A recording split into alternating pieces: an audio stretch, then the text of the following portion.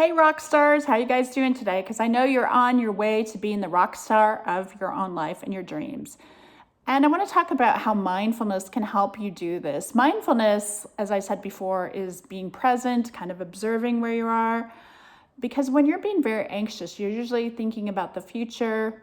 You may have panic, you may have anxiety. Interesting enough, a lot of times where I do use EMDR to get over panic attacks, we'll find that people have a lot of negative information or experiences in their subconscious. So there are times that you do need to do EMDR or something, but just training your brain to be in the present and to observe it, to let the thoughts go, is one of the most important things. When you're in the present, you're noticing your sensations. For example, if you take a shower and you're thinking about Hawaii, you may be kind of present and maybe mindful, but not as much if you're really in the shower. You're feeling what the water is doing to your skin. You're feeling how you're shampooing your hair. You're smelling the shampoos. You're very mindful. Mindfulness has been proven. Harvard is researching this along with meditation, that it can help lengthen our telomeres, which are part of our chromosomes, and longer telomeres are the better health one has and the less aging one has. So they believe that mindfulness just is like calming and can really help people. And just by observing your thoughts, you calm down, you don't act in anger as much, and you can change your thoughts instead of like going into this downward spiral. You just like, oh, I don't want to go there, and you can change and just change your thoughts and go in a better day and find a better way to think about something. Mindfulness is used by the NBA, the NFL.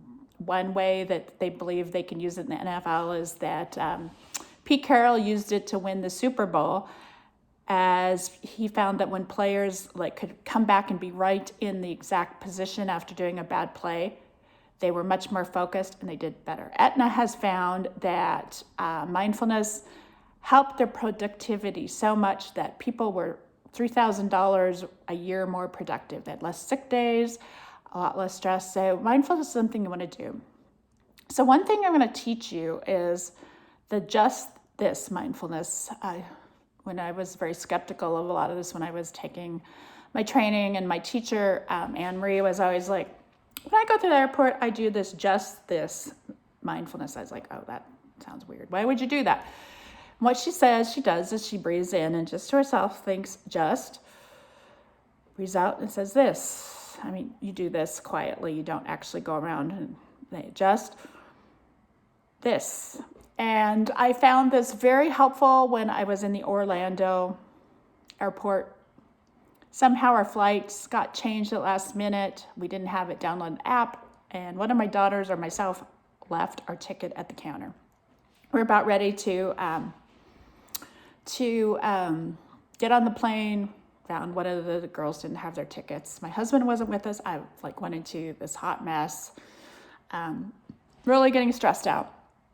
And then I remembered Anne Marie, and I just started going and breathing in and out slowly and just going just. And this. Of course, I was doing this calmly. And I find when you do this and just having the word there, it just really helps me focus and be in the present instead of going to this frantic, person, because when you get so frantic, I can't even think straight. And a lot of times mindfulness is just to focus on your breath. I find it more difficult when I just focus on the breath. So I do find that just thinking just this, you can say, thank you, Jesus, you can do whatever. They've also found evidence that people that pray the rosary is really great, because that slows your heart rate down and engages your vagal nerve. Another thing I want to really remind you to do is called vagal breathing, vagal exercises. Your vagal breath goes all the way down from your brain, through your stomach. So vagal breath can calm your anxiety and calms your heartbeat down just by slowing it down. So when you're getting stressed, I want you to breathe out very slowly. And I'm not going to, some people say 4, 7, 8. There's box breathing. I don't like just the 4-4 breathing, because you've got to breathe out slow enough. I would recommend breathing into the count of 10 and breathing out to the count of 10, because that's easy to remember. But the most important thing is to breathe out really slowly, because that helps you to get the slowness to slow down, and that the breathing out is what relaxes the vagal nerve. When your vagal nerve is uptight, you feel uptight, your body is uptight. When you do that slow breath, you relax. And having poor vagal nerve tone can give you more inflammation.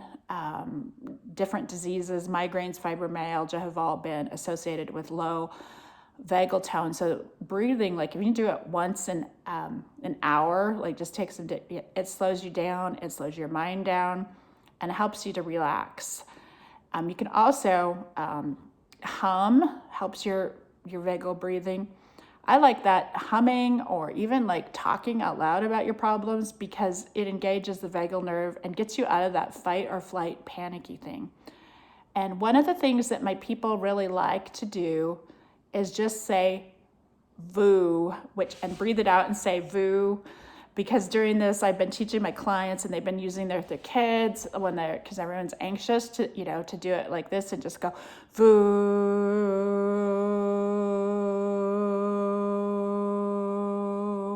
and just kind of hold it. I know you probably think, oh God, this lady's crazy, teach them to go voo, but my clients have found that they teach this to their kids, like when they're anxious or stressed, when they're at home, like everybody is now, they can go into that or hum. A lot of times the kids find it funny, but it like gets your brain into thinking something else and gets you out of that fight or flight, that panic. Join me for the next session, because the next session we are going to go into doing more mindfulness and a body scan that's really relaxing. So I'll see you in the next session. Bye.